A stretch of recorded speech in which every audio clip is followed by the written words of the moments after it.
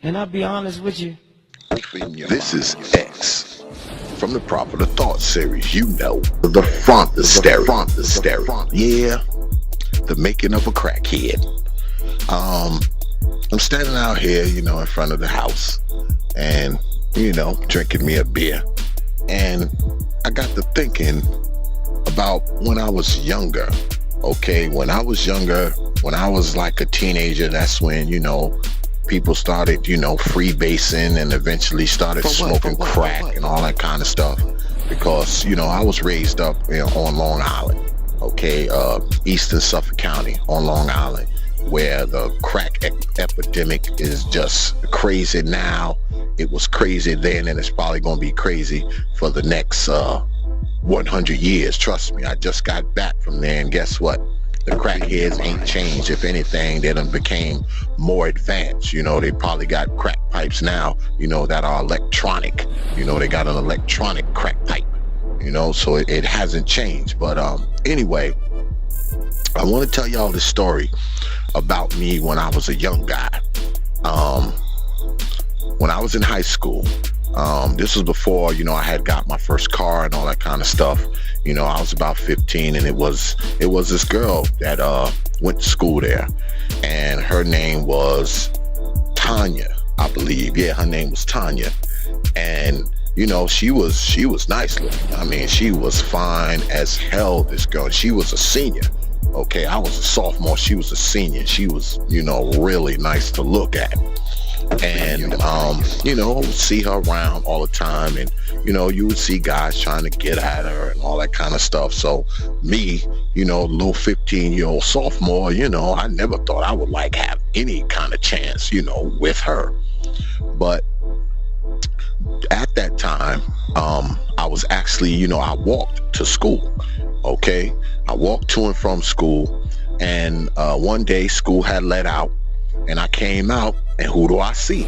I see Tanya. She's walking home too. She had missed the bus or whatever, and she was a cheerleader, so she had on a cheerleader uniform, and she was looking like, she had that look. You talk about a 15-year-old guy, so you know what I'm thinking. So, I always been a courageous kind of fellow. So, I walked up to her, I caught up with her, saw her walking, I caught up with her, and I asked her, could I walk her home, and carry her books? And she was like, yeah. And I was like, in my mind, I was like, oh shit, it's going down.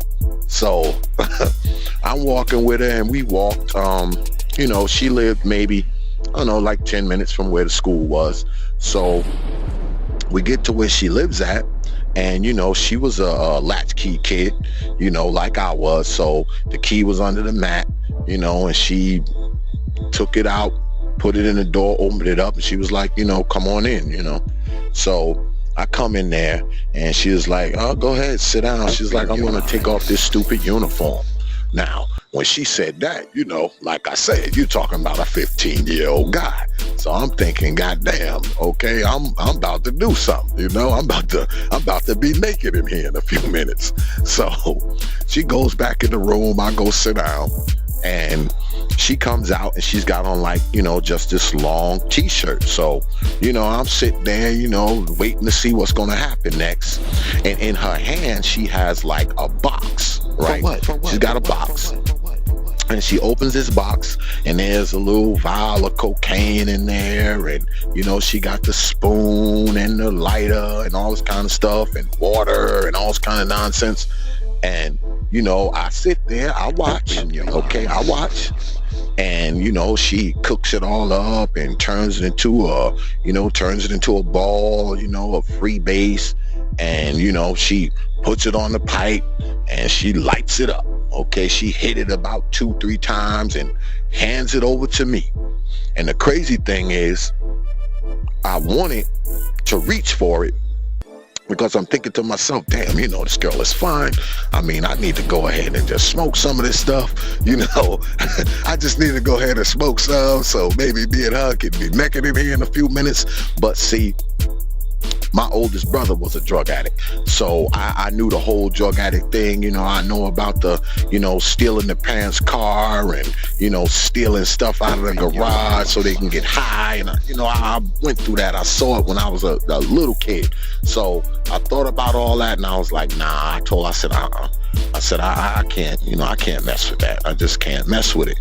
And, she sat back and she was like, it's like that. I said, yeah, it's like that. And, she sat down and she was like, well, I guess I see you later then. I said, well, I guess so.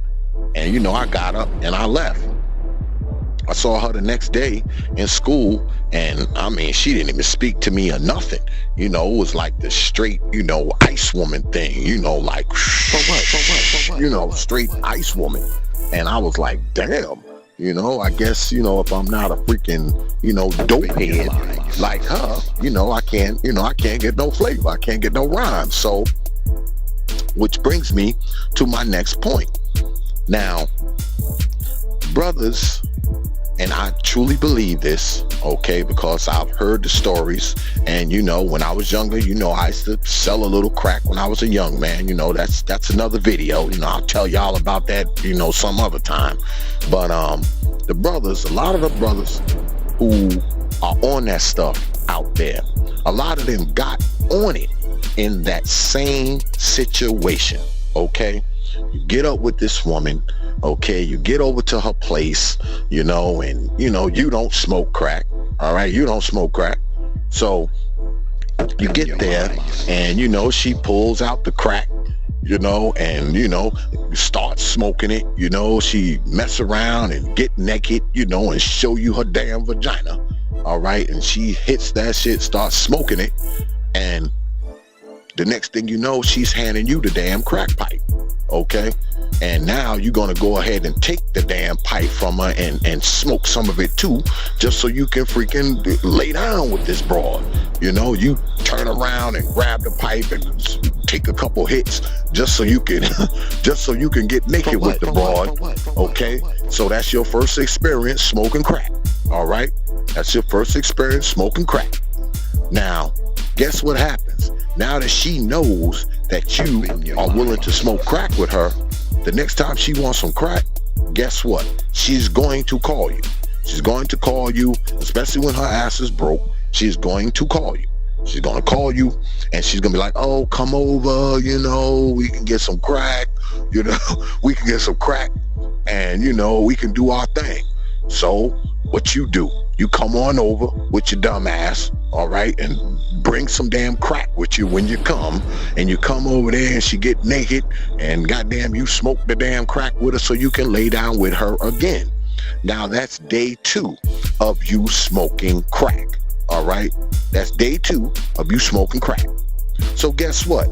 Now your ass is officially a damn crackhead. You know why? Because now you aching for that crack rock even when you're not around this freaking broad. And don't let this broad be calling you again, okay? Because guess what? She's calling you not just because she want to be with you. She's calling you because she knows that you and her can smoke crack together, okay? She's not calling you because she wants to give you some ass. She's not. Okay, she know that that's just part of the whole, that's part of the whole crack rendezvous, because when they on that crack rock, they don't care what they do. All right, they'll have sex with a damn horse, frog, pig, ant, roach, spider, goat, whatever, if he got a pocket full of crack. So she's not calling you because she wants you to come over there and sleep with her. She's calling you because she know that you smoke crack, all right? And now that you are officially a damn crackhead, your ass is going to be smoking crack even when you're not around her, okay? Now, all you do is seek out broads who smoke crack because, see, now you have become just like her. She only wants to be around people that smoke crack, all right? She only wants to be around people that smoke crack. And now you only want to be around people that smoke crack, all right? In your mind. And that is the making of a crackhead. And that's how a lot of brothers ended up crackheads. Okay? That's how a lot of them ended up doing most of the drugs that they do. They mess around and they try it for the first time because they get around some broad and she's some dope head. Okay? They want to see her ass get naked, so they go ahead and they just fall to peer pressure. They fall to peer pressure. And the next thing you know, they getting high with her ass. Okay? And then they mess around and pick up the damn phone when she calls them the next day, the next day, the next day. Okay? It's the making of a dope head. It's the making of a heroin addict. It's the making of a crack addict. That's what it is. Because see, before you met her ass, you didn't smoke crack. You didn't do heroin. You didn't do none of that stuff. Now, ever since you've been hanging out with her, just because you was trying to get a piece of ass, now you are a damn dope head. You've been transformed into a damn dope head. All right? And that's pretty much how it goes for most brothers who end up on the stuff. That's usually how it goes. Now, I'm not saying that every single case is like that for the brothers. I'm not saying every single case is like that, but I'm telling you, a whole hell of a lot of cases are like that. The reason why these brothers are on this dope and on this crack and doing all this kind of nonsense, because they started out smoking it with one of these damn crackhead heifers, one of these dope addict, dim-witted freaking broads. Okay? All because her ass had a vagina and showed it to you while she had the damn crack pipe in her hand. So, the lesson is, if a woman is a dope addict, do not even be bothered with her. Okay? And definitely don't start doing the dope that she's doing just because you like the way her damn jeans fit. Because trust me, she's a dope addict. They won't be fitting like that for long. Yeah, they won't be fitting like that for long. Because eventually she will start to degrade. Eventually. Yeah, she'll start to degrade. I don't care how good she look. She stay on that shit long enough. Eventually she go to looking like damn anorexic Godzilla. Okay, and it don't take long. All right? Don't be so thirsty for a piece of ass, okay, that you turn around and find yourself a damn dope addict because you want to spend the night with some broad who was naked and had a crack pipe or a needle or whatever the hell she's using. All right? Brothers, we got to be smart. All right? We live in a time now where brothers are more aware. Brothers have started to wake up. Brothers have started to understand. And brothers have started to realize how dangerous women are if you're not smart. All right? You clean, stay clean. You clean, stay clean. And stay the hell away from them goddamn broads who ain't clean. Because it's just a matter of time. Okay? It's just a matter of time that if you mess around with one of those dirty broads who want some dope, before you know it, you'll be doing it too. All because you like the way her damn jeans fit. All because you like the way that damn vagina look and feel. Or the very thought of it will have you reaching for the crack pipe. And once you start reaching for the crack pipe, guess what?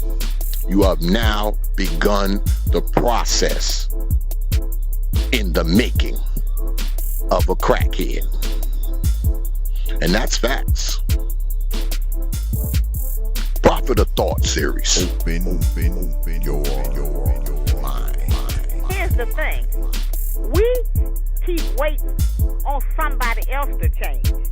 How they are, what they do, how they deal with us. But we keep waiting on other people to change. Nobody else is going to change. The only person we have control over the change is ourselves.